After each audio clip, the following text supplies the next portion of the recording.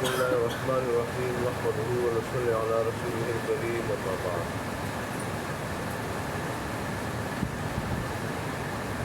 حدیث کا عنوان ہے وضو جنت کے سارے دروازوں کی کنجی ہے۔ عن عمر بن الخطاب رضی اللہ عنہ قال قال صلی اللہ علیہ وسلم ما منکم من احد یتوضأ فلیبلغ أو فيسبغ الوضوء ثم يقول أشهد أن لا إله إلا الله وأن محمدا عبده ورسوله إلا فتحت له أبواب الجنة الثمانية يدخلها من أيها شاء۔ حضرت عمر رضی اللہ عنہ سے روایت ہے کہ رسول اللہ نے فرمایا کہ تم میں سے جب کوئی بندہ وضو کرتا ہے اور پورے آداب کے ساتھ اچھی طرح وضو کرے اور کامل وضو کرے، اور پھر اس کے بعد یہ کلمہ پڑھے اشہد ان لا الہ الا اللہ وان محمدا عبدہ ورسولہ، تو اس کے لیے جنت کے 8 دروازے کھل جاتے ہیں، جس میں سے وہ چاہے گا داخل ہو جائے گا۔ 8 دروازے اس کے لیے کھل جائیں گے جنت کے، اور جس میں سے وہ چاہے گا تو داخل ہو جائے گا۔ شارح لکھا ہے بظاہر کے وضو صرف اعضائے وضو کی طہارت اور صفائی ہے، لیکن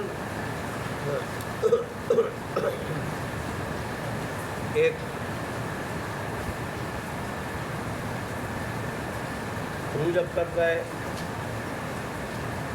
مومن بندہ، جب وضو کرتا ہے تو وہ تو صرف یہ محسوس کرتا ہے کہ میں نے اللہ تبارک و تعالیٰ کے حکم کے تعمیل میں اعضائے وضو دھو لیے اور ظاہری طہارت و صفائی حاصل کر لی، لیکن اصل گندگی تو ایمان کی کمزوری ہے۔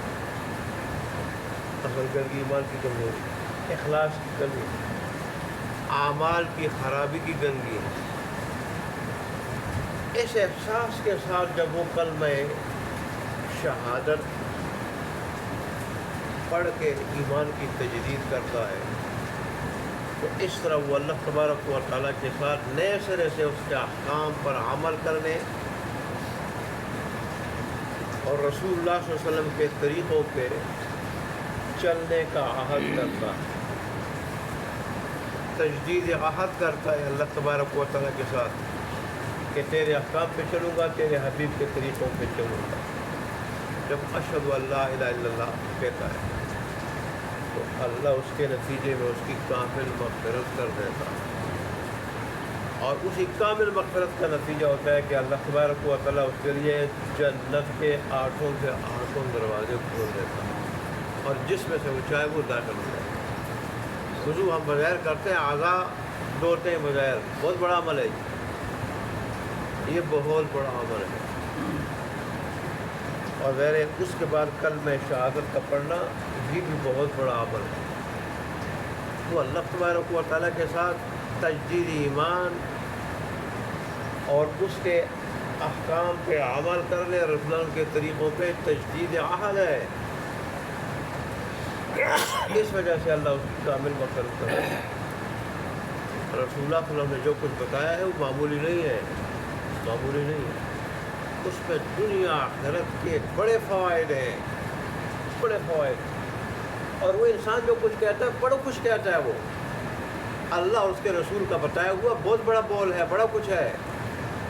اس لیے اخلاص کے ساتھ اور دل سے ہمیں ایسے کلمات کہنے چاہیے، اور جو ہم اعمال کرتے ہیں وضو کی شکل میں، نماز کی شکل میں، اللہ تبارک و تعالیٰ کی طرف سے بہت بڑی غنیمت سمجھتے ہوئے دل سے کرنا چاہیے، اور یہ شکر کرے کہ ہم مسلمان ہیں، ایمان والے ہیں۔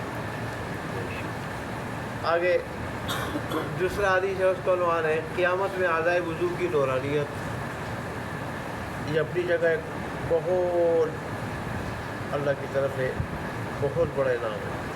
عن ابی ہریرہ قال قال رسول اللہ صلی اللہ علیہ وسلم ان امتی یدعون یوم القیامت غرا محجلین من آثار الوضوء فمن استطاع منکم ان یطیل غرته فلیفعل۔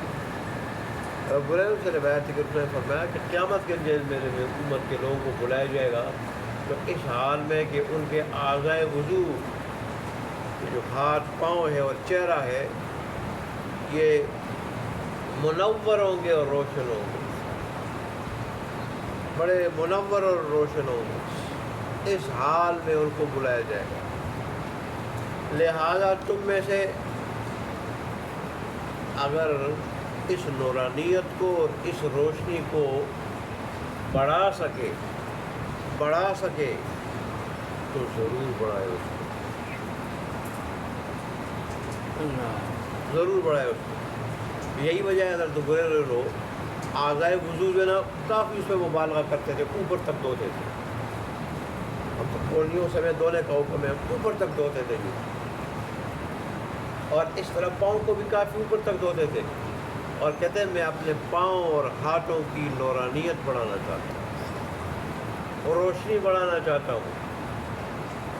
دیکھیں یہاں بھی ہم بظاہر یہ سمجھتے ہیں کہ ہم اعضائے وضو کی کیا کر رہے ہیں، اللہ کے حکم کی تعمیل میں طہارت حاصل کر رہے ہیں، دھو رہے ہیں، لیکن یہاں دنیا میں تو ہم اس کا صرف یہ محسوس کر رہے ہیں کہ ہم نے کیا طہارت حاصل کر لی، اعضائے وضو کو دھو لیا اور صفائی ستھرائی حاصل کر لی، لیکن قیامت کے دن اس کے بہت بڑی مبارک نشانی یہ ظاہر ہوگی کہ یہ ایمان والوں کے چہرے، مسلمانوں کے چہرے اور یہ ہاتھ پاؤں یہ بڑے چمک رہے ہوں گے، اور یہ مسلمانوں کی ایک امتیازی نشانی ہوگی، امتیازی نشانی ہوگی،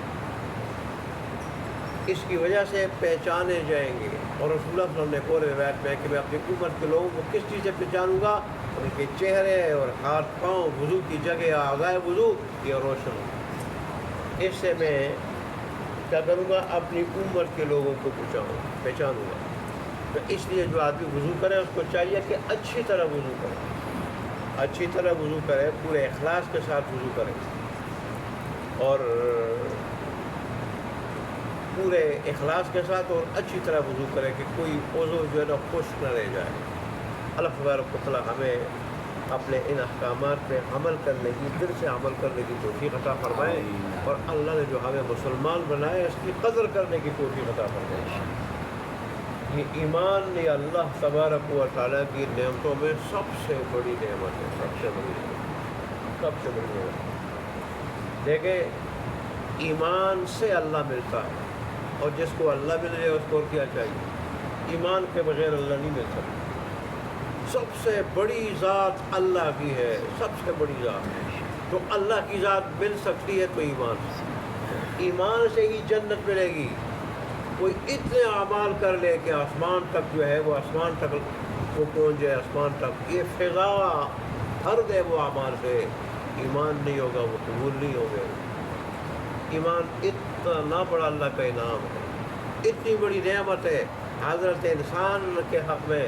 تو اللہ نے جب ہمیں ایمان دیا، سکھوں کے گھر نہیں پیدا کیا، ہندوؤں کے گھر نہیں پیدا کیا، عیسائی اور یہودیوں کے گھر نہیں پیدا کیا، یہ اللہ تبارک و تعالیٰ کا بہت بڑا انعام ہے۔ ہمیں اس پہ اللہ تبارک و تعالیٰ کا شکر کرنا چاہیے، ایمان کی قدر کرنی چاہیے۔